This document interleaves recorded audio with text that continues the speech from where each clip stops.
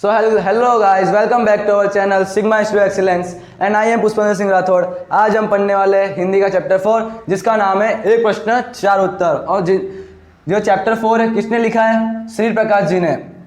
और उनका जन्म कब हुआ है? सन 1890 में, और जिनका निधन सन 1971 में हुआ है। अब चैप्टर पढ़ने से पहले जो लेखक थे उनका परिचय पढ़ लेते हैं हम। श्री प्रकाश हिंदी के जाने माने साहित्यकार थे। साहित्यकार मतलब जो साहित्य प्रकार होता है उसकी रचना करने वाले।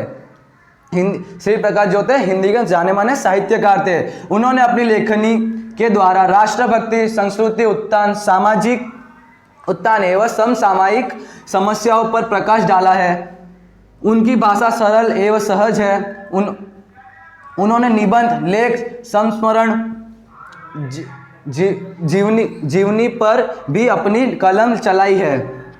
छोटी छोटी बातों पर गहरा चिंतन उनके साहित्य में देखने को मिलता है। इसमें क्या है कि जो वो लिखते थे ना, तो उसमें उनकी भाषा कैसी होती थी? एकदम सरल और इजी होती थी एकदम भाषा। और उन्होंने निबंध, लेख, संस्मरण, जीवनी पर भी कलम चलाई है। छोटी छोटी बातों मतलब छोटी छोटी एक जो लिखते थे ना, तो छोटी छोटी बातों पर चिंतन की साहित्य में देखने को मिलता था उनमें।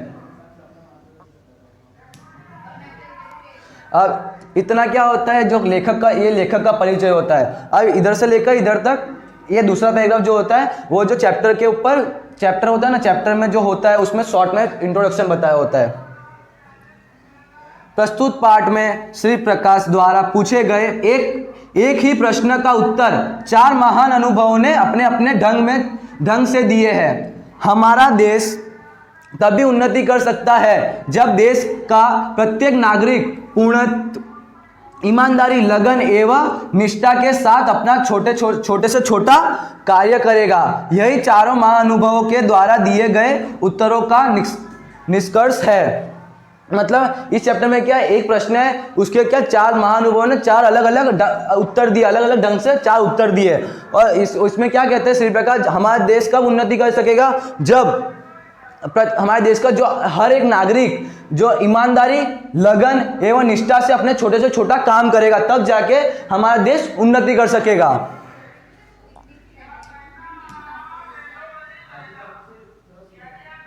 अब हम चैप्टर पे आते हैं।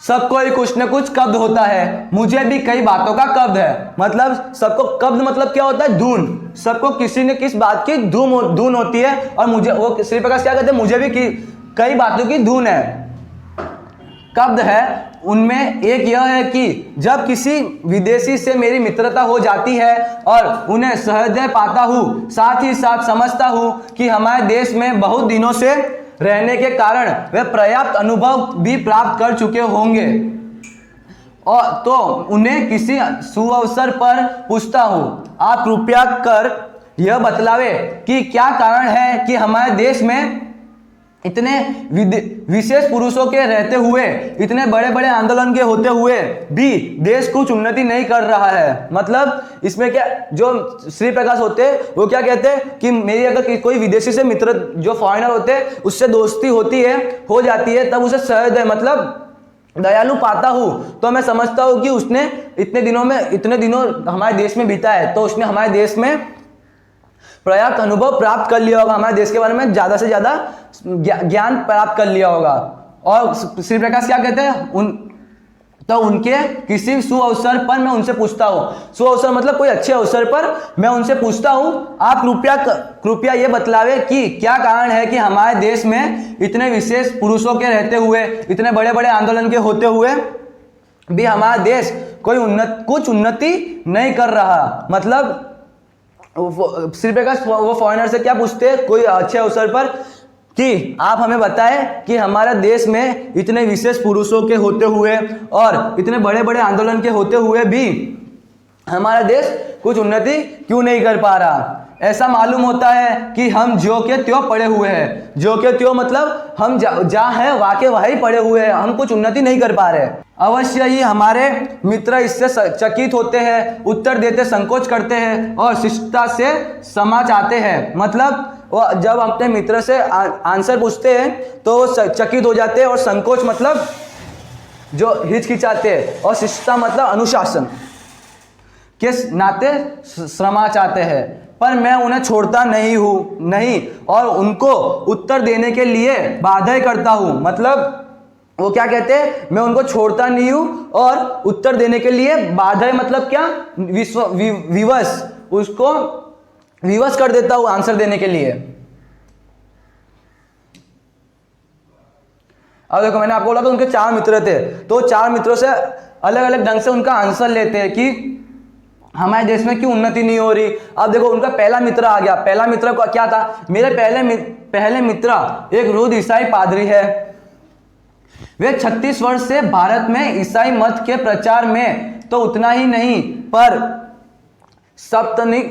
सप्तनिक देश के दरिद्र नर नारियों की सामाजिक सेवा में लगे रहे हैं। मतलब ये 36 साल के हैं, और ये क्या, जो हमारे देश की जो नारी है, जो लेडीज है, उनकी सेवा करने में लगे हुए हैं।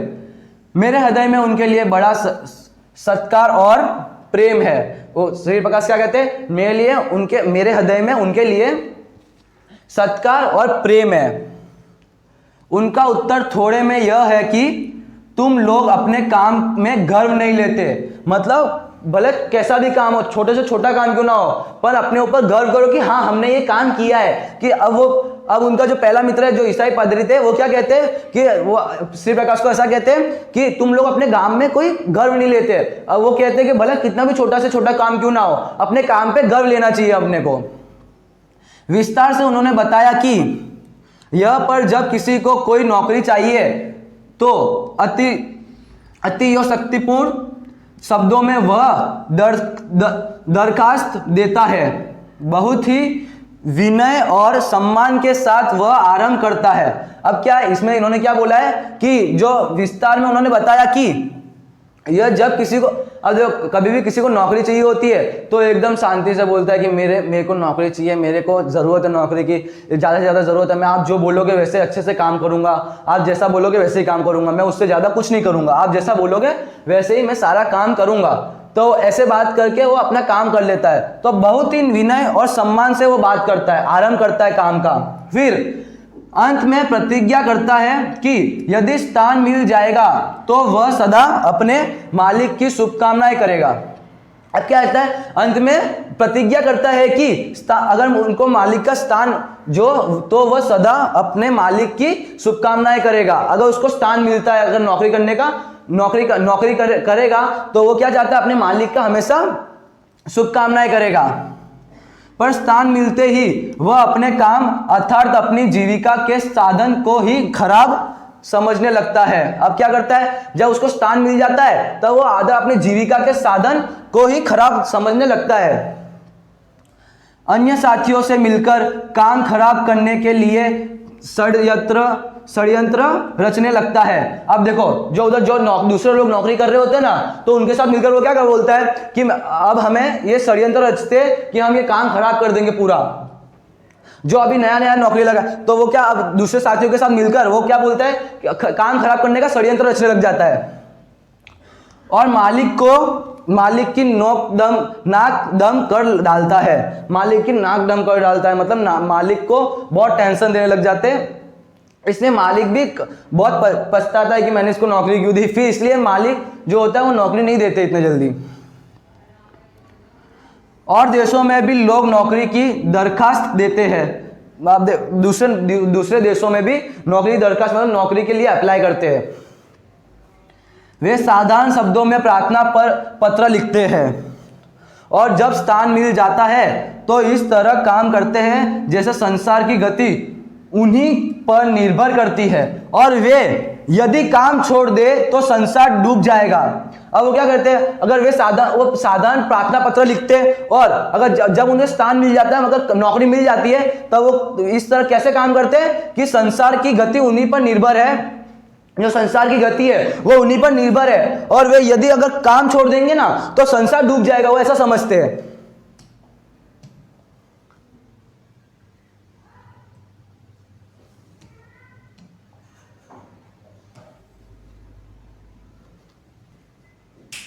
बात इस पादरी मित्र ने बहुत ठीक कही। क्या, ये जो पादरी मित्र था उसने ये क्या बात तो एकदम सही कही है। हमें अपने काम का गर्व नहीं है। अब देखो, हमें अपने काम का गर्व नहीं है, मतलब हम छोटे से छोटा काम कर सकते हैं, पर वो क्या बोलते हैं, अब छोटे से छोटा काम करेंगे तो उनको लगता है कि उनको अपने ऊपर गर्व नहीं है कि हमने ये काम भी किया। उनको ऐसा लगता है कि ये ऐसा छोटा काम क्या करना, हम बड़ा काम करेंगे कुछ, पर ऐसा अपने ऊपर गर्व नहीं लेते कि हमने ये काम भी किया है। दुख तो इसका है कि मुल्क की परंपरा में अपने काम का गर्व करने का आदेश है। क्या इसमें क्या दुख तो इस बात का है कि मुल्क की परंपरा में अपने काम का गर्व करने का आदेश है। जाति भेद इसी पर निर्भर करता है। जाति भेद मतलब देखो, ऊंची जाति नीची जाति, इसका भेद इसी पर निर्भर करता है। एक जाति का आदमी दूसरी जाति के आदमी के द्वारा अपना मान मर्यादा नहीं चाहता। अब देखो, एक ऊंची जाति का एक नीची जाति का है, तो ऊंची जाति वाला क्या जाएगा, हम इसके मान मर्यादा में नहीं रहेंगे, हम तो अच्छे ऊंची जाति वाले इनसे, ये ऊंची जाति और नीची जाति का भेद रखते हैं। वह अपनी जाति वालों के बीच अपना उपयुक्त पद और स्थान चाहते हैं। अब वो क्या बोलते हैं, हम हमारे जाति वालों के बीच में हमारा उपयुक्त पद और स्थान चाहेंगे। यह अपनी जीविका के साधनों का बड़ा आधार सत्कार करता है। बढ़ई अपने औजारों की और दुकानदार अपनी बहियों की निश्चित तिथियों पर पूजा करता है, पर लंबी दास्ता के कारण हम अपनी परंपरा को भूल गए हैं। अब देखो, इसमें क्या बताया गया है कि जो बढ़ई होता है वो अपनी औजारों की, और जो दुकानदार होता है वो अपनी बहियों की निश्चित तिथियों से पूजा करता है, पर लंबी दास्ता के कारण हम अपनी परंपरा को भूल गए। मतलब बहुत लंबी दास्ता के कारण हम अपने जो परंपरा है, हमारी जो देश की परंपरा है, वो हम भूल चुके हैं।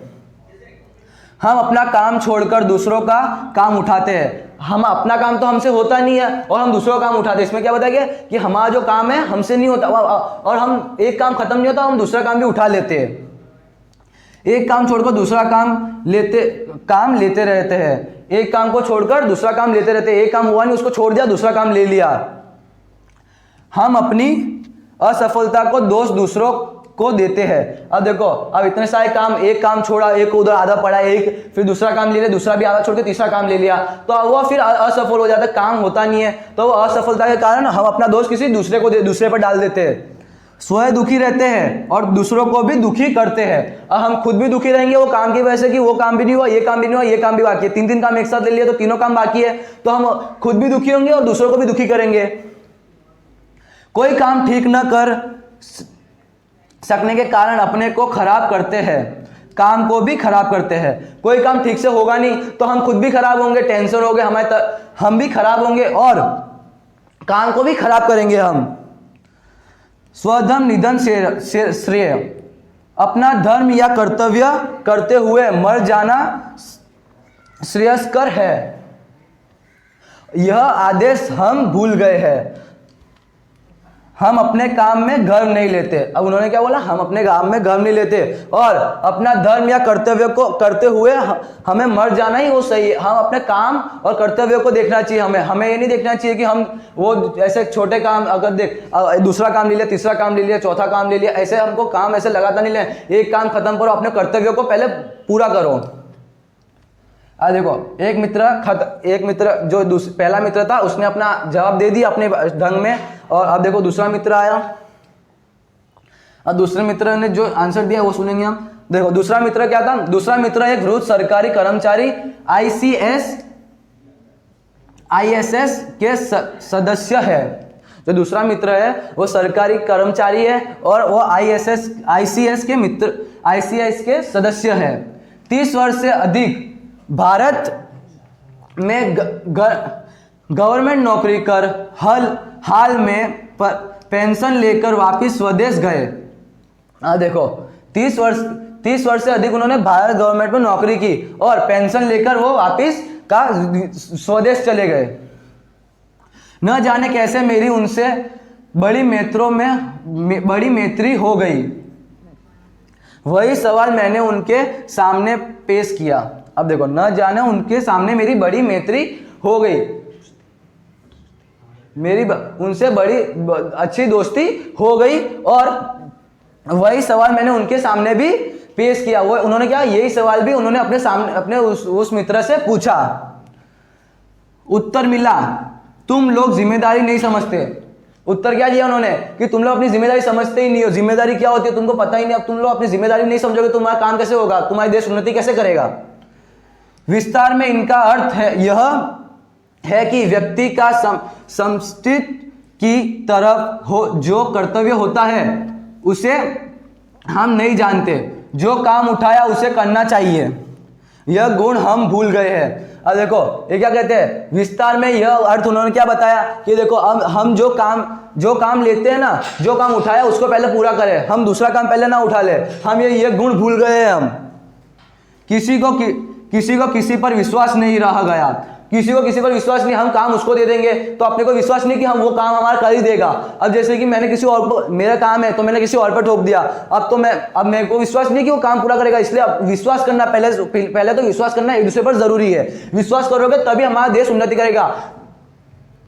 खाने की दावत हो तो न मेहमान को यह विश्वास है कि मेहमान समय पे से आएंगे, न मेहमान को विश्वास है कि समय पर जाने से खाना मिल जाएगा। जो मेजबान होता है तो जो खाने की दावत रखता है तो उसको ये विश्वास नहीं है कि मेहमान समय पर आएंगे, और जो मेहमान होते हैं उनको ये विश्वास नहीं है कि हम समय पर जाएंगे और हमें खाना मिल जाएगा। उसको ये विश्वास नहीं होता। न गृहस्थ को विश्वास है कि धोबी और दर्जी वायदे पर कपड़े दे जाएगा। न धोबी और दर्जी को विश्वास है कि हमें समय से दाम मिल जाएंगे। अब देखो, जो गृहस्थ होता है उसको ये विश्वास नहीं है कि हम धोबी और दर्जी हमें समय पर कपड़े दे जाएंगे, और जो धोबी और दर्जी होता है उसको ये विश्वास नहीं है कि हमें समय पर जो दाम है, पैसे हैं वो मिल जाएंगे। उसको ये विश्वास नहीं होता।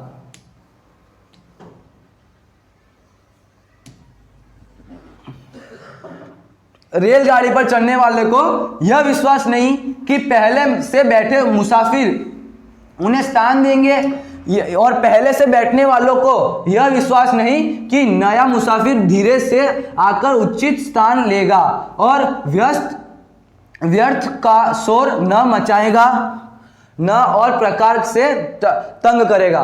मतलब जो रेलगाड़ी पे हम ट्रेन में चढ़ते हैं तो उनको ये, जो रेलगाड़ी पे चढ़ते हैं ना पहले, तो उनको ये विश्वास नहीं है कि जो मुसाफिर हमको स्थान देंगे, हम जाएंगे तो पहले से जो बैठा होगा वो हमको जैसे कि स्थान देगा। जैसे कि मैं चढ़ा ट्रेन में तो अब मेरे को ये विश्वास नहीं होगा कि वो जो बैठा है वो मेरे को बैठने देगा उधर, और जो पहले से बैठा हुआ है, जो पहले से बैठने वाला है, कि उसको ये विश्वास नहीं है जो मुसाफिर है वो धीरे से आकर मुझे स्थान मांगेगा। उसको ये विश्वास नहीं है कि जो मैं अभी बैठा हूं पहले से तो मैं वो उससे स्थान मांगेगा, और जो शोर न मचाएगा, और वो शोर नहीं मचाएगा। इसको ये विश्वास नहीं कि वो शोर नहीं मचाएगा, प्रकार से तंग करेगा। सड़क पर चलने वाले का यह विश्वास नहीं कि आगे चलने वाला अपना छाता इस तरह से खोलेगा कि उसकी नोक की मेरी आंख न फूट जाएगी। अगर सड़क पर चलने वाला है उसको यह विश्वास नहीं है कि जो अपना दूसरा उसके पीछे चल रहा है वो छाता ऐसे खोलेगा कि उसकी आंख जो नोक से, जो छाते की नोक होती है ना आगे, वो ऐसे छाता खोलेगा कि उसकी आंख ना फूट जाए। उसको यह विश्वास नहीं है। यह पीछे चलने वाले को व्यर्थ धक्का न देगा, और जो पीछे चलने वाला है तो उसको व्यर्थ धक्का नहीं देगा। किसी को किसी पर यह विश्वास नहीं कि केले, नारंगी का छिलका या सुई, पीन आदि इस तरह वह न छोड़ेगा जिससे दूसरा को कोई कष्ट नहीं पहुंचेगा। मतलब इसमें क्या है, किसी को किसी पर यह विश्वास नहीं कि केले और नारंगी का जो छिलका है या सुई ये और पिन आदि इस तरह वह उन पर न छोड़ेगा। किसी को ये विश्वास नहीं है कि जो उसके ऊपर जो पिन है वो चुबा देगा, कि वो उसको ऐसा लगता है कि वो पिन मेरे को चुबा देगा, डाल छिलका है वो अपनी आंखों में ऐसे डाल देगा। उसको ये ऐसा विश्वास नहीं होता कि वो हमारे ऊपर ऐसा करेगा, जिससे दूसरा कोई कष्ट न पहुंचे। मांगी चीज ठीक हालत में वापस करेंगे, इत्यादि इत्यादि। अब देखो, हम केवल अपनी तात्कालिक सुविधा देखते हैं। इसमें क्या है, अब देखो हमने मांगी किसी से हमने चीज मांगी, तो वापिस हम वापस चीज देते, तो हम ऐसा नहीं सोचते कि हम वापस ठीक से उनको वापस जो चीज है उनको वापस ठीक से लौटानी चाहिए। जैसे कि मैंने किसी से चीज ली है कुछ, तो वो वापस ठीक से हमें लौटानी पड़ेगी। ऐसा नहीं कि हमने कैसे कुछ भी कर दिया, वापस तोड़ के दे दी, अच्छे से दे उसको वापस। जैसे मैंने चीज ली है, ये पेन जैसे कि बुक ली है, तो बुक उसी हालत में वापस देनी पड़ेगी जैसी है, वैसे पूरी बुक फाड़ के ऐसा वापस नहीं दे सकता मैं उसको। हम केवल अपनी तात्कालिक सुविधा, जब हमको जो सुविधा चाहिए होती है हम उसी पे ज्ञान देते हैं। हम ऐसा दूसरे से सोचते नहीं है, हमको सुविधा चाहिए मतलब चाहिए, ऐसा होता है हमको। सारे संसार को अपने आराम के लिए बना समझते हैं। बस सारे संसार को क्या समझते हैं, अपने आराम, हमारा ही आराम, हमारे आराम के लिए तो बना है ये संसार, और क्या। दूसरे के प्रति अपने कर्तव्यों का अनुभव नहीं करते। जो दूसरों के प्रति हमारा जो कर्तव्य होता है अपना भी, कि हमने कोई चीज ली है तो अच्छे से देंगे। हमने मैंने आपको बताया ना अभी कि हम किसी से कोई बुक लेंगे तो बुक वैसे की वैसी वापस देनी पड़ेगी। तो हम किसी के प्रति अपने अनुभव का जो कर्तव्य होता है वो हम पालन नहीं करते उसका। इसी कारण हम सब एक दूसरे के प्रति अविश्वसनीय और अस्पर्श हो गए हैं।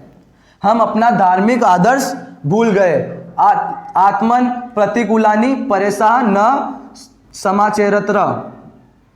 हम अपनी जिम्मेदारी नहीं समझते, हम अपनी जिम्मेदारी को नहीं समझते। दूसरे व्यक्ति ने ऐसा बोला कि हम अपने पहले विश्वास करना सीखो। अब पहले विश्वास करोगे तभी जाके एक दूसरे के ऊपर विश्वास करोगे, तभी जाके देश हमारा उन्नति करेगा। और अपनी जिम्मेदारी हम भूल चुके हैं। पहले दो व्यक्ति का जो उत्तर था हमने सुन लिया, अब तीसरे व्यक्ति पर जाएंगे। तीसरे व्यक्ति एक स्त्री थी। स्त्री है, 7-8 वर्षों से अपने को भारतीय बनाकर बड़े प्रेम और श्रद्धा से, बड़ी तत्परता से वे भारत की सेवा कर रही है।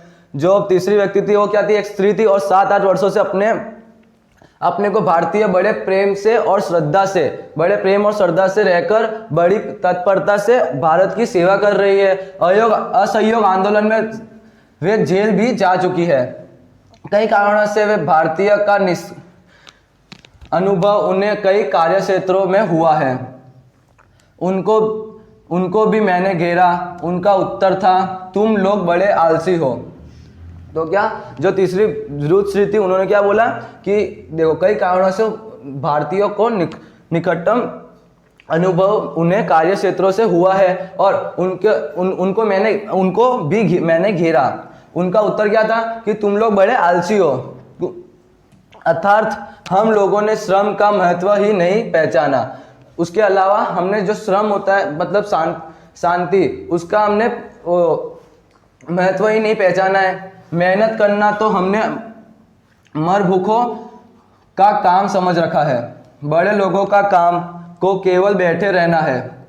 जो बड़े लोग होते हैं उनका काम क्या होता है, खाली बैठे रहना होता है। हम भूल गए कि संसार में जो बड़े हुए हैं वे सब अथक परिश्रमी रहे हैं। जो संसार में जो बड़े आदमी बने हैं, वो जो जितने भी बड़े आदमी बने हैं वो सारे परिश्रमी रहे हमेशा, इसलिए वो जाकर बड़े आदमी बने। हमको परिश्रमी नहीं है, इसलिए हम इधर के इधर ही जाके जाइए। जब हम परिश्रम ही न करेंगे तो सफलता कैसे पाएंगे। अगर हम परिश्रम ही नहीं करेंगे तो सफलता कैसे पाएंगे। आरंभ सुर तो हम है, हम में लगन नहीं रखते। क्या, जो आरंभ सुर तो हम ही है, हम है ना, लगन ही नहीं रखते। इसलिए इसी कारण न हम अपने रोजगार में और न अपने गृहस्थी संबंधी या सार्वजनिक कार्य में सफल होते हैं। इसी कारण क्या, हम अपने रोजगार में भी सफल नहीं हो पाते, या संबंधी या कोई सार्वजनिक कार्य होता है उसमें भी हम सफल नहीं हो पाते। रोने पिटने चीखने में जितना समय हम बिताते हैं उतना यदि काम में बिताए तो हम देश की और अपने काया पलट सकते हैं। हम लोग बड़े आलसी हैं। क्या, अगर हम रोने पिटने चीखने जितना समय, हम जो रोने चीखने पिटने में जितना समय बिताते हैं उसके उतना ही समय हम यदि कोई जो देश की और अपनी काया पलट सकते हैं। दूसरे काम में, कोई काम में, जैसे कि कोई देश की सेवा करना, कुछ भी हो, ऐसे कुछ काम में हम अगर अपना समय बिताए तो हम देश की काया पलट सकते हैं, और हम लोग बड़े आलसी है। और चौथे व्यक्ति ने क्या बोला?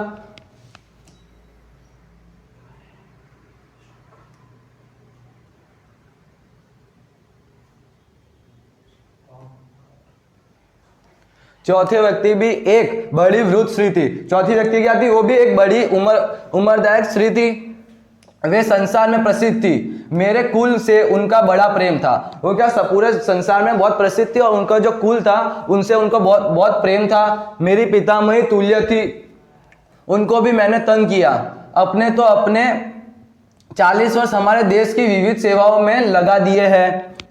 आप बतलाना कि ही होगा कि हमारा क्या दोष है जिससे हमारी उन्नति नहीं होती। उन्होंने क्या बोला कि आपने 40 वर्ष तो हमारे देश की विविध सेवाओं में बिताए, तो आपको बताना होगा कि हमारा क्या दोष है जिससे हमारा देश उन्नति नहीं कर पाता। थोड़े में उनका उत्तर था, तुम लोगों में उदारता नहीं है। विस्तार में उदाहरण दे देकर उन्होंने बतलाया कि भारत में लोग दूसरों को आगे नहीं बढ़ाते। जो दूसरे लोग हैं उससे आगे नहीं, उनको आगे नहीं बढ़ने देना चाहते, खुद ही आगे बढ़ना चाहते हैं, इसलिए स्वयं को ही आगे रखना चाहते हैं। गुणी नवयुवकों को अपनी योग्यता दिखलाने का मौका नहीं देते। उनके मरने के बाद उनका काम ही खराब हो जाता है। वास्तव में वृद्धा की बातें ठीक थी। मतलब क्या कि जो गुणी नवयुवक होते हैं वो अपनी योग्यता दिखाने का मौका नहीं देते और उनके मरने के बाद भी काम ही खराब हो जाता है। वास्तव में वृद्ध स्त्री की बातें ठीक थी। उन्होंने क्या बोला? वास्तव में जो वृद्ध स्त्री थी उनकी बातें तो सही है। अंत तक पिता पुत्र को घर का काम नहीं बतलाता। कितने ही कुटुंब इसके कारण नष्ट हो गए। मतलब जो पिता होते हैं वो अपने बच्चे को अंत तक, मतलब उम्र होने के बाद भी उनको काम नहीं बताते, इसलिए कितने ही कुटुंब इसके कारण नष्ट हो गए हैं। बड़े बड़े गुणी अपनी विद्या साथ लेकर मर गए। मतलब इसकी वजह से क्या, जो बड़े बड़े जो विद्या गुणी थे अपनी विद्या को साथ लेकर मर गए। इस कारण कितने ही वैज्ञानिक आविष्कार, औषधियां और आदि लुप्त हो गई। लुप्त मतलब गायब। जो कितने वैज्ञानिक आविष्कार और जो औषधियां थी वो सारी गायब हो गई है। पैसों में इतनी प्रतिद्वंदिता हो गई है कि बड़ा छोटे का काम नहीं सिखाता। तो क्या सार्वजनिक जीवन में तो इतनी विभत्स दिख पड़ती है कि चित्त व्याकुल हो जाता है। कितना काम बिगड़ता है, इसकी तरफ ध्यान नहीं दिया जाता। क्या कि देखो, सार्वजनिक जीवन में तो इतना विविध दिख पड़ती है कि कोई व्याकुल हो जाता है और कितने काम बिगड़ भी जाते हैं और कितने इसकी तरफ कोई ज्ञान भी नहीं देता है।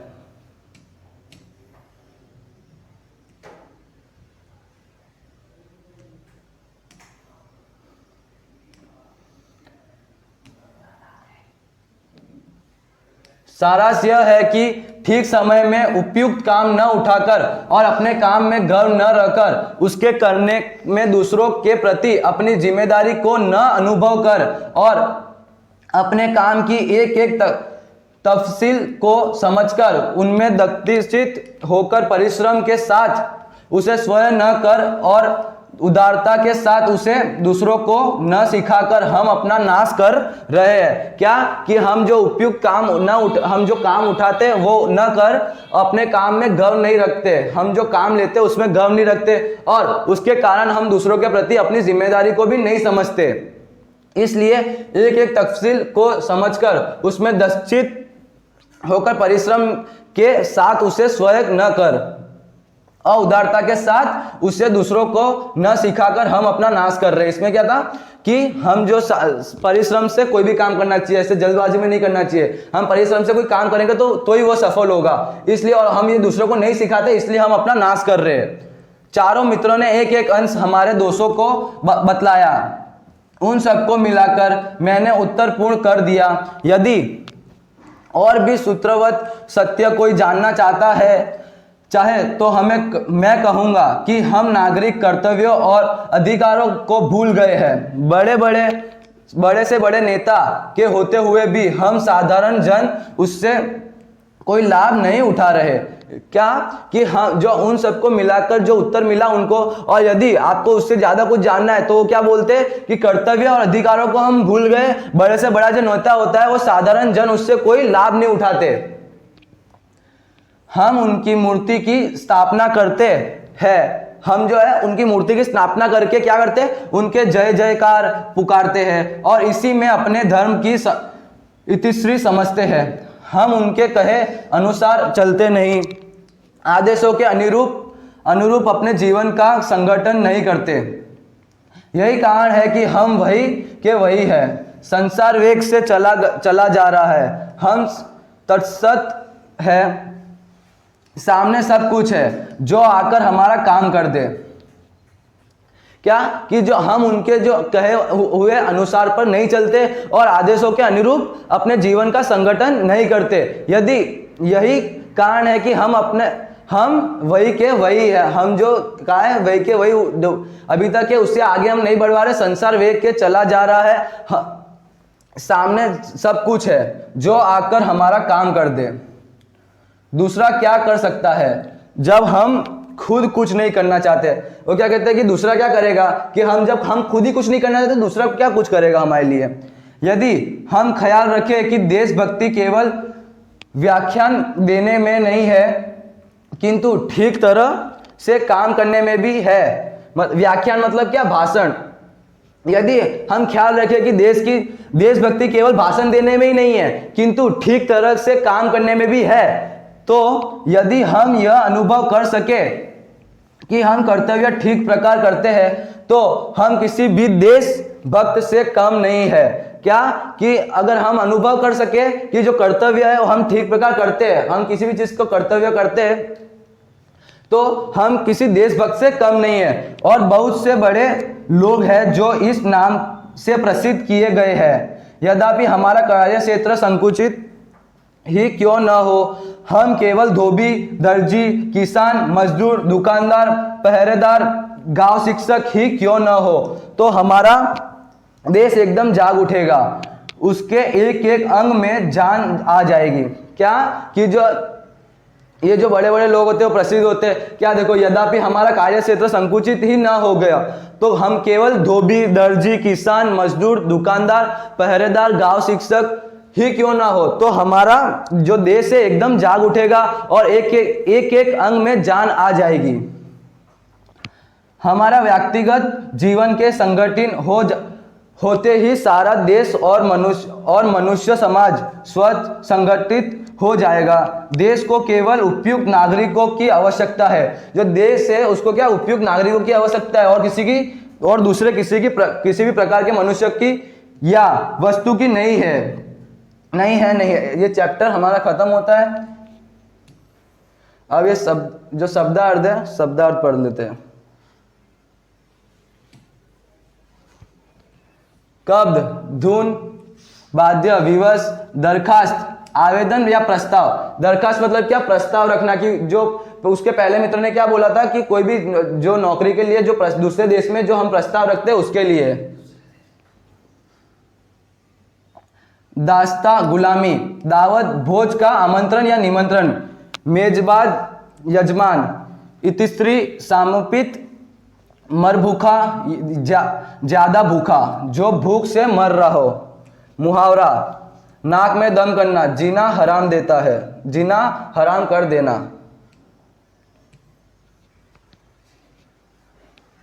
Thanks for watching.